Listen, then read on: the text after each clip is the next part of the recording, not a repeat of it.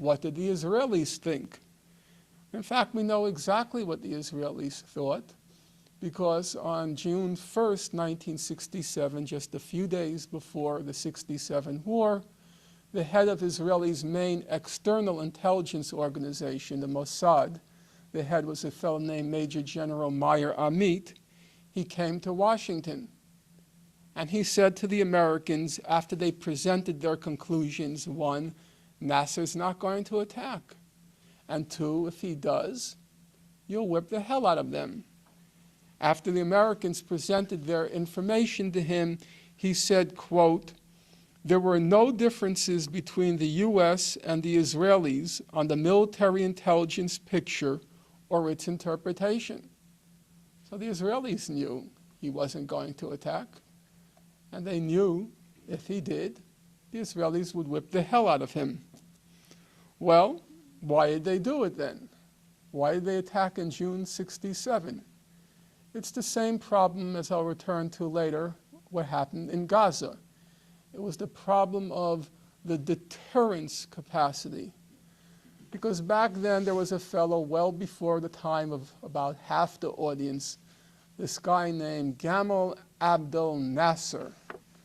And he was the main bogey, the boogeyman in the Arab world. They used to call him the Hitler on the Nile. And he was sort of like the Islamic fundamentalists today, sort of like Iran, the person you're supposed to hate. And the problem was not that he was an Islamic fundamentalist, like, say, the leadership in Iran. The problem was that he was what they called back then a radical Arab nationalist. And a radical Arab nationalist was a person who essentially had this crazy idea that the Arab people should have the right to decide their own destiny. So that made you a radical Arab nationalist. And then there was another crazy idea that went along with it, that the Arabs should have a right to determine the destiny of our, meaning American resources, which by some strange quirk of fate were under Arab soil. And that was just not to be. And so this guy had to be gotten rid of, this Nasser guy. The special assistant to President Johnson back then was a fellow named Walt Rostow. And about a couple of days before Israel launched its attack, he said, this Nasser guy, and I'm quoting him, he's got to be cut down to size because he's disrupting our little stewardship of the Arab world. He's got to be cut down to size. And that was the Israeli view as well, that Nasser was whipping up the masses. In May '67, he says he's going to close the Straits of Tiran. The Arabs were getting this weird idea that they didn't have to follow Israeli orders. And the natives were getting restless. They were getting too uppity.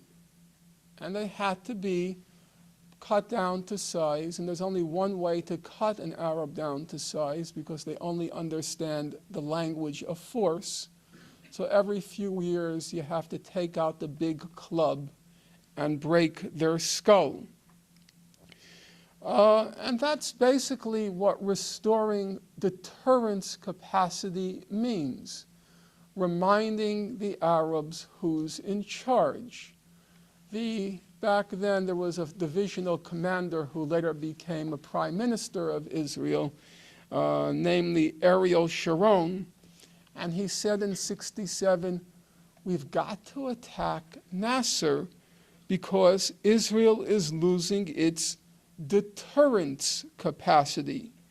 Our main weapon, the fear of us.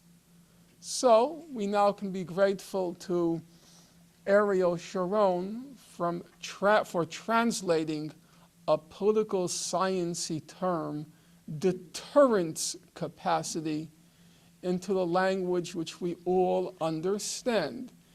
the fear of us. Deterrence capacity means you have to restore the fear of us in the Arab world. Sort of like the mafia every once in a while has to break somebody's kneecaps to remind the people in the neighborhood who's in charge.